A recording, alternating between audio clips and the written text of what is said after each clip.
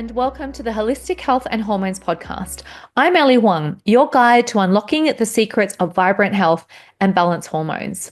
Together, we'll explore empowering strategies, holistic healing modalities, expert insights, and client stories to help you reclaim your vitality and live in harmony with your body.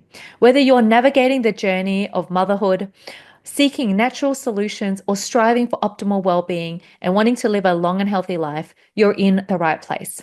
Let's embark on this transformative journey to health, healing, and happiness, one mindful step at a time.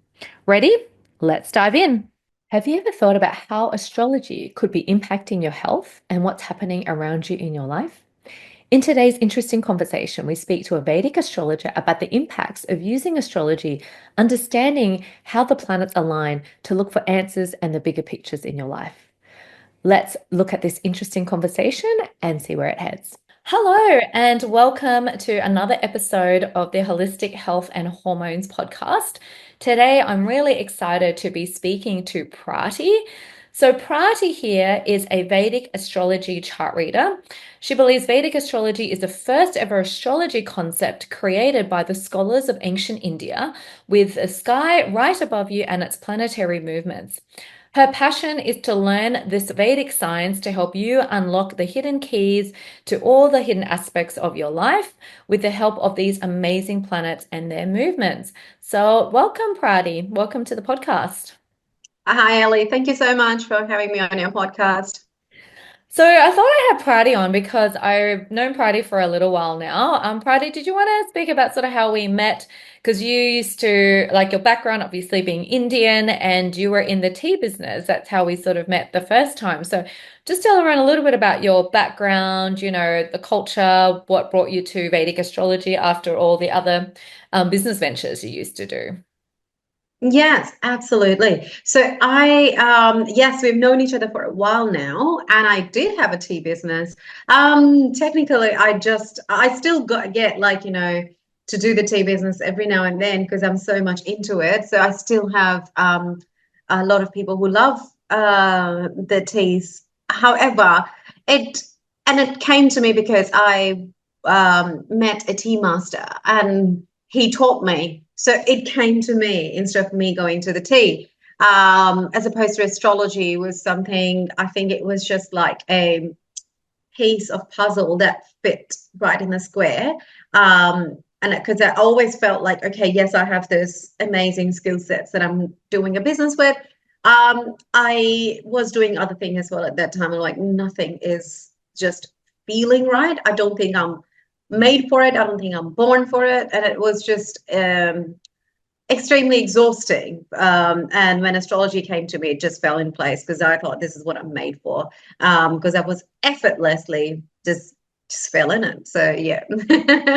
So what was your experience with astrology before it fell into it? Was it something you sort of grew up with in your culture? Had you come across it in other times of your life? Had you had readings and thought, I want to learn this one day? The day when someone told me about astrology, I actually declined it because they said like, oh, you're going through a few things. Do you want to ask an astrologer? And I'm like, my answer to that was suggestion to a friend who is a dear friend, and I said like, that's the most impractical advice someone ever gave me.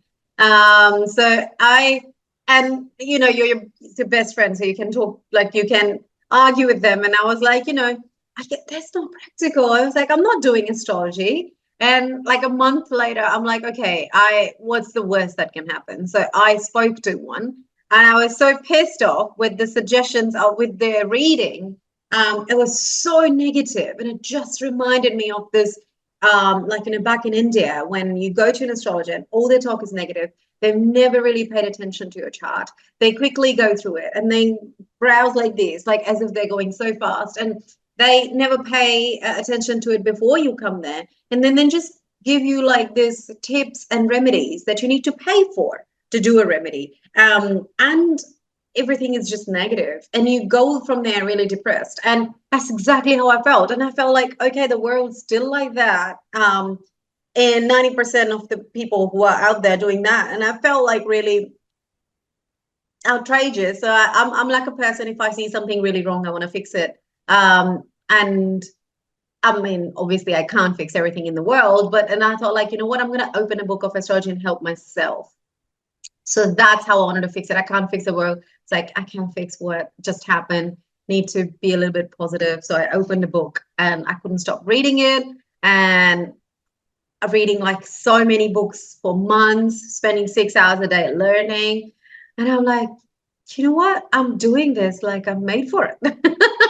So tell people like what is first of all, what is astrology and what is the difference between like Vedic astrology as opposed to someone who just goes to an astrologer? So did you want to just like clarify what is astrology and what specific is Vedic astrology? How is that different from other forms of astrology? It's not different. Like, look, astrology came to the stars and the planets. They literally, you are made of stardust, as even the scientists was can say that we are made of such stardust. So we are all Mm. interconnected. Yeah. So yes, the knowledge of astrology and every when like in the ancient time, when there was nothing much to do, and people looked about the sky, even in the ancient Greece, or even in the Egypt, like when they look the sky above, they have sun god that they call their god Ra, and which is why they're powered with so much strength because they kept worshiping it. So they had all this geometrical idea because sun is the god who blesses the geometry, and it blesses extreme power, it blesses extreme intelligence. So people say Mercury is, but I'm like, no, there is a hidden science of sun that a lot of people don't tap into, but I think the Egyptians got it right. Because you see that the first thing up there, and people who say lunatic, they throw the word out there like there is nothing, like it's nothing, and the same people will decline. It's like, oh, I don't believe in all this, hogwash. It's just doesn't exist. And he said, my brother is such a lunatic, and I'm like, say it slowly. Like I asked that to a guy who said, I'm like, say that, repeat that sentence slowly this time. Why did you use the word lunatic? What does that really mean? He's like, I just use it as a word. I'm like, no, it's because of a lunar cycle Mhm. that actually disturbs the Yeah. water levels in your body and also your subconscious mind. And that is where it came from the ancient time. And that is why you're using it right now. So you're literally either replicating something or, paying attention to what you're saying. So, and he's like, really? I'm like, yeah. So you kind of secretly believe in it, but you don't want to admit it. So, Vedic astrology, the way it's different is it came to everyone, but from what we can see, is Vedic is the most in-depth.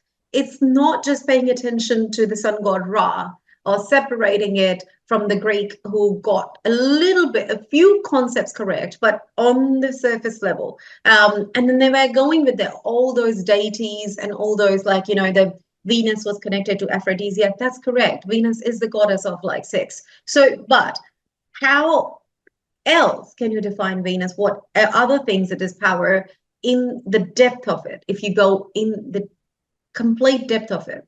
Now, when you do that, that's when the Vedic goes into an extreme depth that you don't know that Venus also empowers the wealth in the society, not money, not $5 bill, 5 billion. Like it empowers wealth in the society. Venus also is the one who is the giver of astrology, science, to your mind. If you don't have a strong Venus in your chart, I can't say you have the blessing of the Venus for it to be an astrologer. So it's that depth is where the Vedic comes, because I think the Indians went into the extreme depth. Yes, I know. I've had my charts done by you and by a few other Vedic astrologers, and the whole spiritual concept is also really fascinating, but we'll get onto that in a little bit. So how can, say clients or people listening, how can we use, if they've never done so before, never thought to use astrology, how can we use a Vedic astrology approach to really connect that between what is happening with our astrology and the alignments of the planets, and how has that got to do with our health? Uh, Like, your how does health that is health go through different, I guess you could say, different ups and downs? Or if our chart is presenting with something like, people have amazing health throughout their life and others have got a lot of physical challenges. Like, how does astrology maybe impact what is happening with our health and well-being in certain times of our life? absolutely. So in an astrology chart, I have met a few people already, and I did tell them I actually don't tap into negative health issues when I see a chart unless the person asks me. So the way I look at a chart is like I don't speak about it unless a person asks me, because I think like if it doesn't exist, psychologically, if they don't have that already, psychologically they can manifest it very easy. So you can never forget that an astrology is like, you know, a strong aspect, but it's like a DNA. You are the second aspect. So a DNA, like you are interconnected with it. You can manifest. So an astrologer has to be very mindful what they say. Like for example, just because like Mars is a giver. Mars is a planet that is amazing, it's beautiful, and Mars needs to have a really good strength in your astrology chart. Somebody who has a weaker Mars or in the weaker house of your chart can experience health issues every now and then, but if the Mars is now afflicted with the north node of the moon, I have done chart after chart after chart after chart to confirm that. And I asked them very politely that, have you had mental health issues in the past? And you can say no if you haven't had, and I will accept like, you know, like that as my error in reading, but I feel like you may have had. And then they end up crying because they say like, okay, I've been struggling since I was a child. That's because the north node of the moon is extreme amount of thoughts everywhere. It's just a head. North node of the moon doesn't have a tail. It's a long story. So it doesn't have a body. So because of that, when Mars get afflicted, aggression, Mars is aggression. Mars is like a lot of fire, hate. And if that certain personality traits. yes, a lot of hate. Imagine a lot of hate and aggression right next to a head, like a bodiless planet just with a head. It's just in your head, and that person's going crazy. And I feel so bad for them every time I see like Rahu, which is the north node of the moon, which we call Rahu in the ancient Vedic term. So Rahu and Mars, when I see that, especially I had one customer who was in the first house. When I see Rahu and Mars in other houses, I tell them that you face these difficulties, but in other aspects in your life. But as soon as I like, okay, yes, you act like this at work, but at home you're fine. And they're like, yeah, oh yeah. But as soon as I see it in the first house, I'm like, I'm sorry, you are like this everywhere. No matter what you do, if like your kettle didn't work today, like you feel like banging it on the bench because your anger just busted out. Like you can't contain your anger. So personalities can come through in the charts. And is there any way of maybe shifting that? Like if someone is constant, like you said, angry, is there any way of shifting that sort of anger at all? Like shifting the anger if it's coming in through their charts, like if they're born with it and they're constantly angry? Yeah, I think they're born with it. They're born with mental health issues and schizophrenic. Like now, you can tell with the north node of the moon and the moon together. If if the moon and the north node of the moon sits together, then you're really prone to black magic done on you because you don't really have protection from black magic if that's your positioning.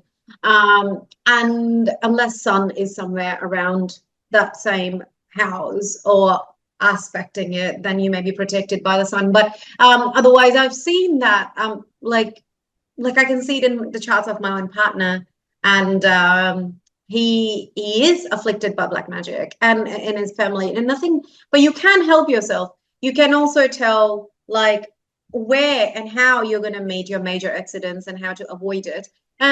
Also, like, you know, but not everybody's chart have those. Like, not everybody meets major accidents. Like with my partner's chart, when I read it, I told him like, your career was really bad until you had a major health issue and went to the hospital. And since you went to the hospital that day onward, your career skyrocketed because you met a guru.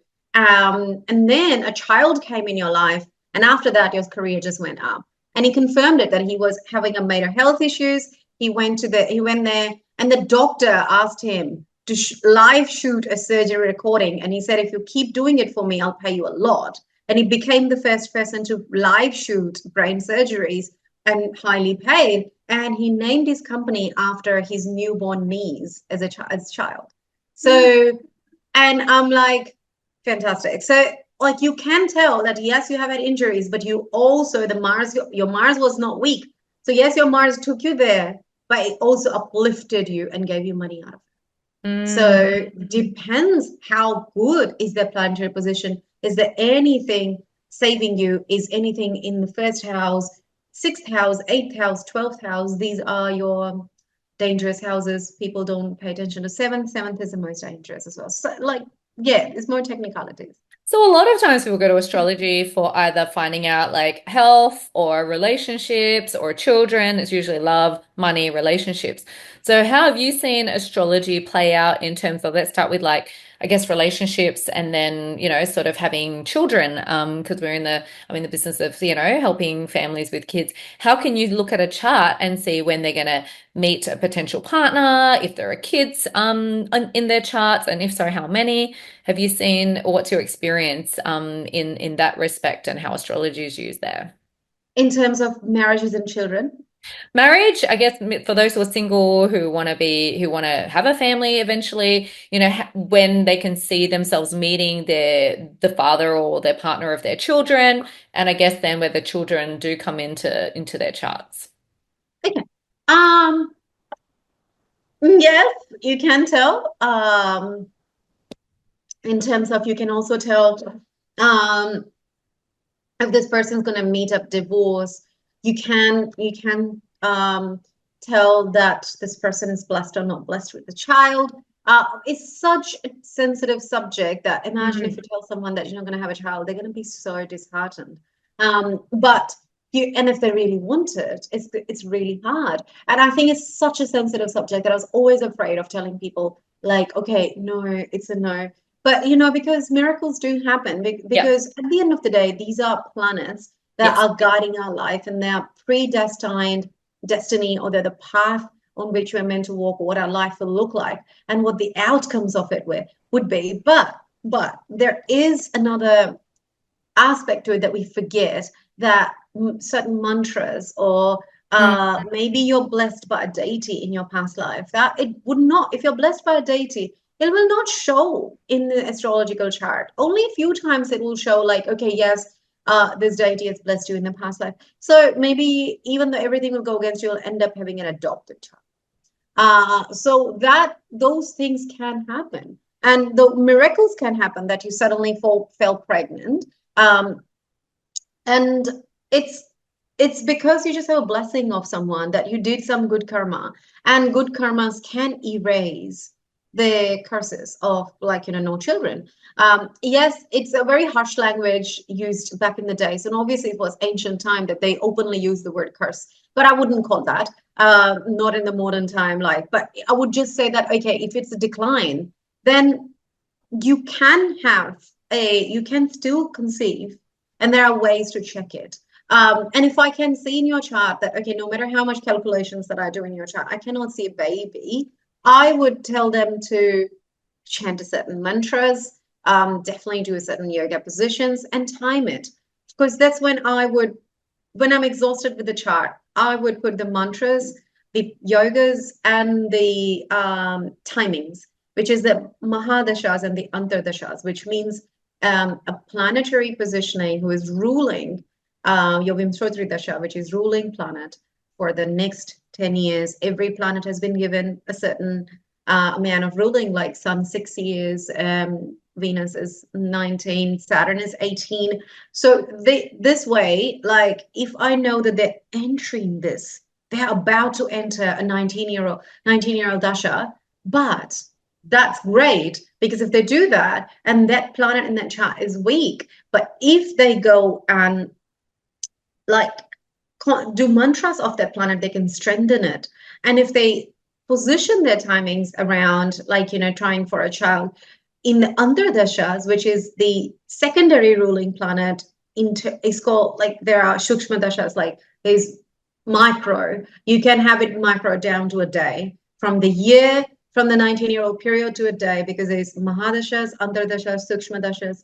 So if you time it, and if you are understanding what are the laws of that planet, what that planet likes and pleased with, and what are the timings of its ruling, then you may just find a perfect best one day, or a cycle of 3 months or something like that to like really up your game in terms of yoga positions and however you're trying, or if you're going through IVF, whatever your method is.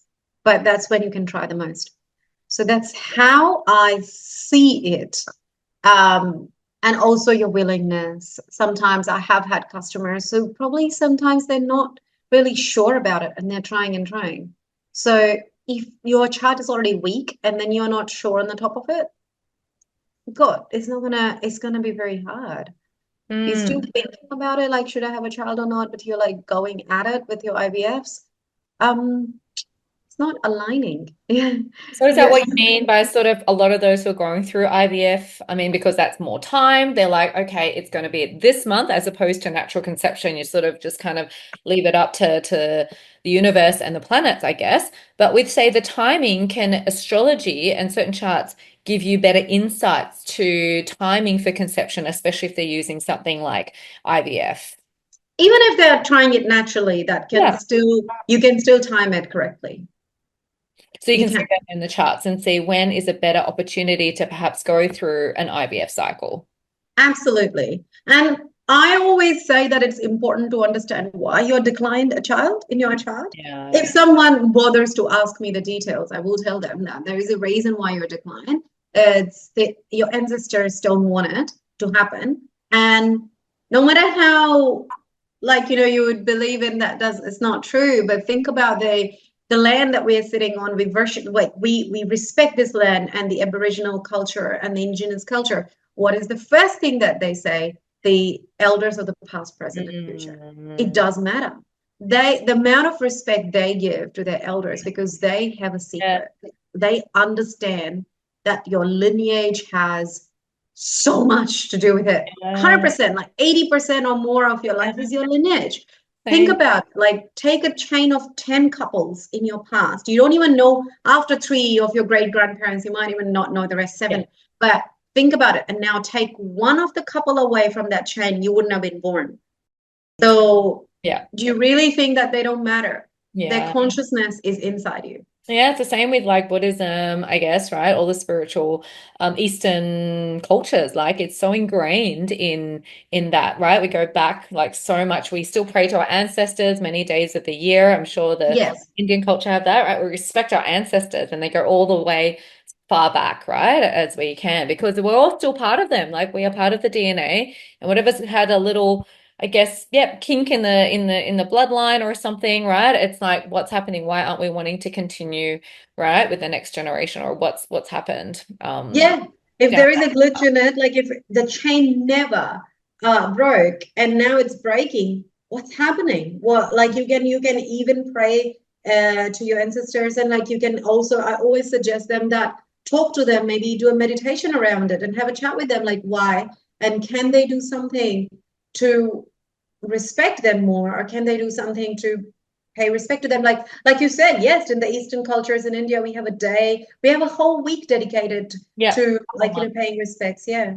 Yeah, so I guess following on from that, you were saying what are some of the techniques, or I guess what are some of the advice you could give to people struggling through that? So you mentioned a few things like mantras and yoga moves, perhaps talking to your ancestors, right? We're not praying to a specific deity if they have that, but your ancestors are part of your generation, and you're trying to create a new generation. So did you want to expand on that? And are there any other things that you would recommend people to start looking into or exploring if they haven't done already and they're going through, some struggles at the moment? Health also. Yeah, I mean, food matters a lot, first of all, like what are you eating, if it's suiting your body or Yeah. not.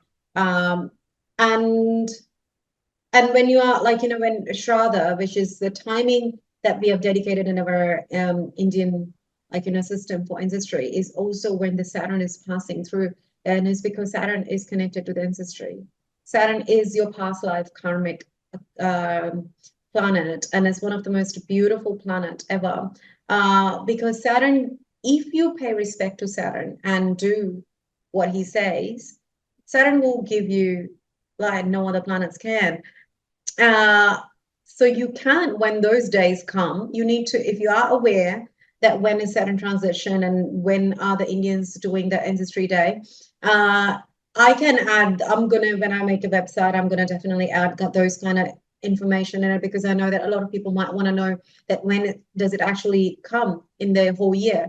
It's just once in a year that happens. And then that's when you look at the similarities. The indigenous culture also believe that it's the crows or the ravens are your ancestors, and so do the Indians. We also feed the crows. So it's so similar. So people 60,000 years sitting here and all the way in India, and they believe that the crows are your ancestors. Do you have any, like, there is no connection? Why do you think both had the same idea? So it's something talking to us and telling us that this is me. My soul is in here. That's why they both had the exact same idea. You can't have millions of people having a coincidental idea. So yes, you can be aware of those timings. You can chant certain mantras. I really believe in mantras, because mantras are your cleansing point. It actually really takes that impurity away from your body. It's kind of like mantras, affirmations, those sort of affirmations. Yeah. Affirmation is a kind of mantra. Yes. Being in a belief in that, moving that energy forward, right? Yeah. Creating that energy that you want to bring to you. Absolutely. And when you're doing an affirmation, it's extremely important that, do you believe in it or not yet? Is it just a mental affirmation, like, I believe I'm going to, but hang on a sec, if instead of saying it as a robot, do you truly believe? You will know. Every sense of your body will change from your toe to your hair when you believe in something. Yeah. It does changes, the vibration changes, and you'll feel it. So if you don't know any different right now, keep practicing the belief system and you will understand. Second thing is that in the chart, the mantras are cleansers, and they different 3 types of mantras. They are, and based on your planetary alignment, you need to do a certain kind of mantras. Not everything. There's like thousands of mantras given by Lord Shiva for your astrology chart. So which one you need to chant, it depends on what are your planetary positions. It depends where is your ancestry, blocking your way of having a child, and which deity is not helping you either. The deity is protecting them, not you. So deity said, I'll protect your curse, but he forgot about you. So then what's missing? Then we hone down to that aspect. That's what I see, that this is missing. You don't have a blessing, they do. So we need to change this. So we need to remind the deities that you need to continue the lineage, and whatever is the issue, can you please talk to them?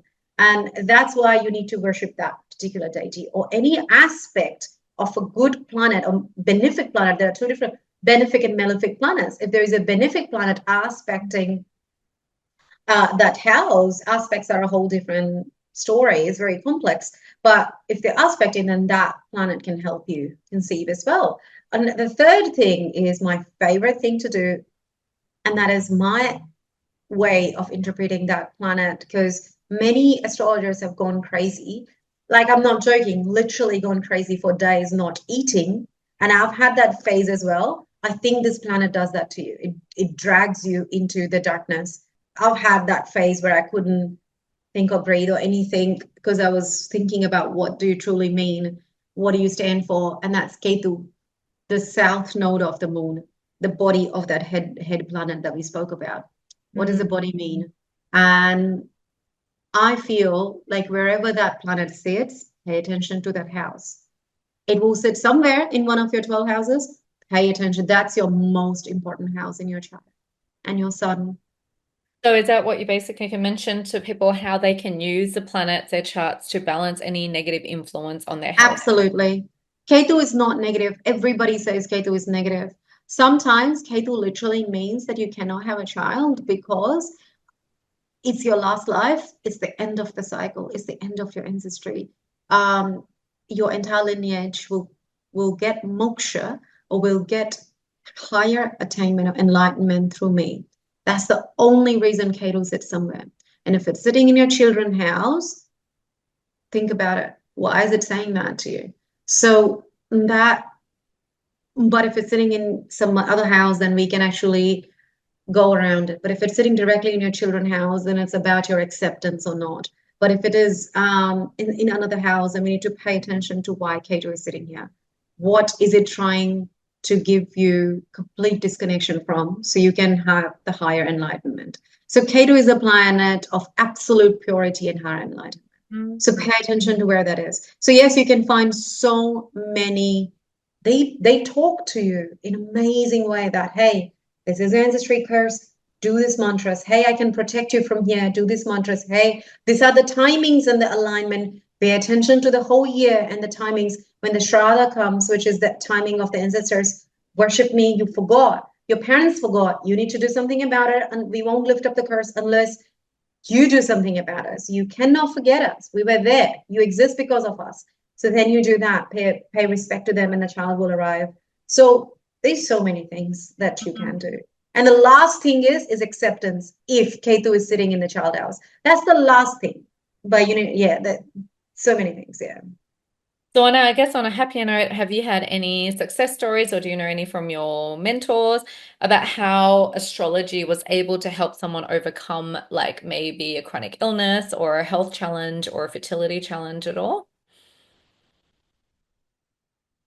The light, or maybe due to certain advice or astrology that they were able to overcome, or able to see when they would be able to overcome it, so that aligned with their sort of timing. I have not heard my mentors sharing with me that they helped someone overcome, but they did tell me stories about how these people were meant to have this and how it arrived in their life. And they told me stories about it. But they also said, like, but you pay attention to this. This person was also supposed to be saved. So look at the other planet. You look at the Jupiter. Jupiter is trying to pull them out of that situation. So when the time came and the Jupiter time started, they got out of that situation, that chronic disease. They had this cancer magically disappear. Some people do get rid of cancers. Yeah. You have that magical story. And I think Dr. Deepak Chopra has spoke about magical, disappearing of cancer so many times. So it was meant to happen, and they were meant to help themselves, and they were meant to be enlightened. And that's because there's so many good planetary positions. And if somebody is not meant to help themselves, no matter how much you're trying to help them, think about it, Ellie. You and I can tell somebody a million things. Please do this. Please follow this. Please follow this food routine. Yeah. Do not do this at this time. And that person goes home and does exactly opposite, because no matter what goes through their head, you don't know why. Yeah. But they are so foggy in their mind. They're like, I'm not going to believe this bullshit. As something comes to them and they don't accept help. And when somebody is not accepting help, and I observe it very closely, you know that they're not meant to. They're not meant to. So I have seen this in people and patterns that they have declined help, and I was like, it's not their time. Yeah. The time is like, people who contact me and I could really help them, but they themselves come up with excuses, or like, I don't want to have any help. I'm fine. They want to keep doing it on their own, and that's fine too, right? People can go on their own journey. But yeah, it's also they want to experience their own journey, figure it out for themselves, or not wanting to change or making excuses, right? It's a big thing. Human nature is people get comfortable, or people expect things to change, but they don't change anything about, and make any small changes to move in the right direction sometimes. Absolutely. And that's when you know that they are not destined to receive help. So yes, you can do everything there. I believe that there is remedies for everything given. There's a blessing for everything. Yes, there's schizophrenia and things like that that, okay, there is like these extreme issues that you see around it, and these people cannot be helped. I agree. They must have come here with some really people, like that's what the astrologers say, that look at their past life house, their past life karma must have been really, really, really fogged up, or they may have hurt many people in the worst possible way. So if that's happening, then you can say that, and that these people cannot be helped no matter what you do. And then there's other categories of people that we just spoke, that no matter what you do, they're not going to accept help. And then one day They will suddenly call you 2 years later and they're like, you know what, I'm going to follow everything. Something switched in their headspace. And they're gonna follow it. They do it everything. They do whatever you say. They're gonna chant the mantra. They're gonna sit and meditate. They're gonna go for a run, and they're gonna do. I'm like, what just happened? Their timing aligned. Yeah, I've seen that with many couples. They literally will do and follow everything to a T and they get the results, right? I mean, if you want it bad enough, even the planets will shift. So, I guess on that note, is there anything that people can see in a chart and really shift that? So, if you see in a chart and then they do, you may maybe make some big shifts and then you can see it shifting in their charts as well. What planets don't really shift. They have their own movement. So right now, if Saturn is at the 29 degree in Aslesha Nakshatra, which is like a constellation, it's going to pass through constellation. It's not going to shift. Because we are talking about we are this and they They are are huge. the mass of that. They're passing to a Aslesha constellation. So that he's going to pass through a Aslesha constellation. Just because of our belief system, he's not going to take a different route. Like, someone believed in me. I must go into Revati constellation. It's not going to be working that way. But what happens is when you believe in it, when you believe in something, or when you are doing the mantras of protection, and when you suddenly get the protection of Lord Shiva or the deities or Ganesha deity, Ganesha can control all the planets. When you are doing these kind of mantras that you awaken the deities that rule the planet, the deities that created, and you awaken them in your spine through Kundalini, or you do it through meditation and you awaken them in your body and you're aligning. Because when you believe in it, when you believe in something and it's such a simple language, your body, your mind, your subconscious, everything aligns. Yeah. And as soon as something aligns, the malefic effect of that planet goes zero. Right. So it's gonna pass through Aslesha Nakshatra, and based on where you are positioned right now, you are in a very, very bad state of mind, and you're already thinking like, oh, hi, I've tried a million times, never gonna happen. And that boom, it's gonna do some disaster in your life. It's gonna just come right through you. But if you're in a complete alignment, you're sitting here doing meditation and you believe in it, it's going to pass through Aslesha Nakshatra. That negative energy is going to circle around you and go away, because that energy couldn't hit you. It's going to hit here on this planet, but it missed you because you separated yourself from it and you became higher. You higher than an enlightened person. You became the higher being, and it can no longer affect you. So it's going to do its job. It's been assigned a task by these deities who created them. So they've been assigned a task they cannot disobey. They are in a locked-in contract. They're going to do what they're going to do. But if you become a higher self of who you are and align your body and your belief systems and your mind completely, that energy is going to bounce back. You created a protection layer around you. Amazing. Yeah, no, I totally agree with what you say. So I guess in closing, what advice would you give to like people out there who are listening who are skeptical of astrology in connection to their health, fertility, well-being? What would you say to those who are skeptical of astrology? If you're skeptical of astrology, I would say that if you're skeptical of something, but it's harmless, do you love the adventure of going out and trying it? Are you that person like, oh, I don't believe in ghosts, but you know what? Let's go to this haunted place. It's going to be so much fun. Just out of the thrill, I'd say that first thing, if you don't believe it, do it out of a thrill. Try out of a thrill. And if it's literally in that session, if you think like, what the hell just happened? Something hit you that wasn't like you just got an answer of your lifetime or something changed, then you know that then you got your answer, whether it doesn't exist or it doesn't. And because of whether you believe or you don't, something exists or it doesn't, it's not going to change the astrology in itself. So it's the second beauty of it is you can start learning yourself. If you are skeptical, educate yourself. Education is extraordinary. It's not there to harm you. It's only there to help you. So It's not like tapping into a ghost realm. It's just tapping into your own life path. So educate yourself, pick up and read a book. And if you feel like, oh, this makes sense, then give us a call. Something like this. Like self-education can change everyone's mind. I was skeptical. I told my friend, like, you are so impractical. That's what I told him when he first suggested me astrology. So I was skeptic. And now I study Vedic astrology and I travel and I open one of the most ancient books and I read for hours. What just happened to me? It just changed something. It gave me solution. Came into alignment, right? It just Yeah. aligned with me.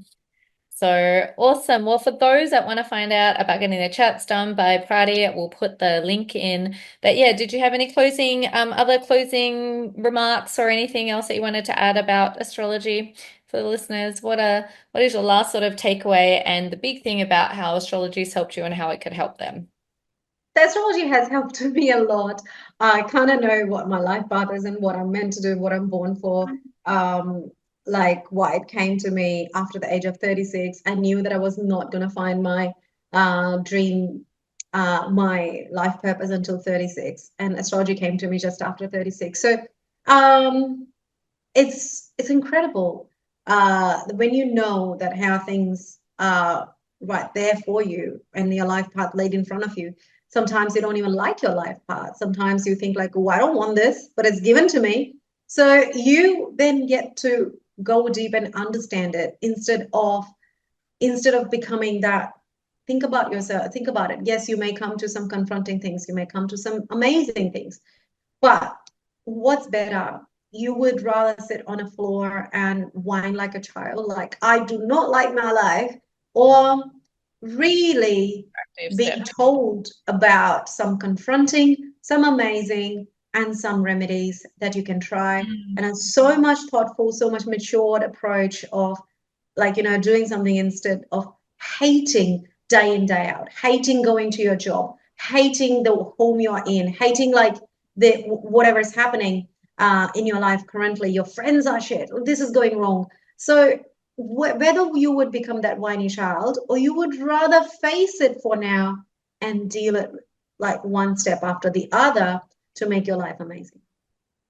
Awesome. We all want an amazing life, but we want a life that we can align and have purpose in. I think that's the main thing is to find purpose, to have clarity. And I think, yeah, astrology, if you haven't looked into it, could be one tool to really help you get into that alignment. Now, in that note, thank you so much, Prati, for sharing some of the wisdom. I know astrology could talk for hours and days and about it, but just give people a little bit of an insight about how astrology can help them with their health and well-being. So thank you so much, Prati, and we'll speak to you another time. Thank you so much, Ali. Thank you so much for having me. All right, great. Thank you for tuning in to the Holistic Health and Hormones podcast. If you found today's episode inspiring or informative, please don't forget to subscribe and leave us a review. It will help us reach more people just like you who are on their journey to vibrant health and balance. For more tips, resources, or to work with me, please visit my website or connect with me on socials. And remember, your health is your superpower. So keep nurturing it, and I'll see you next time.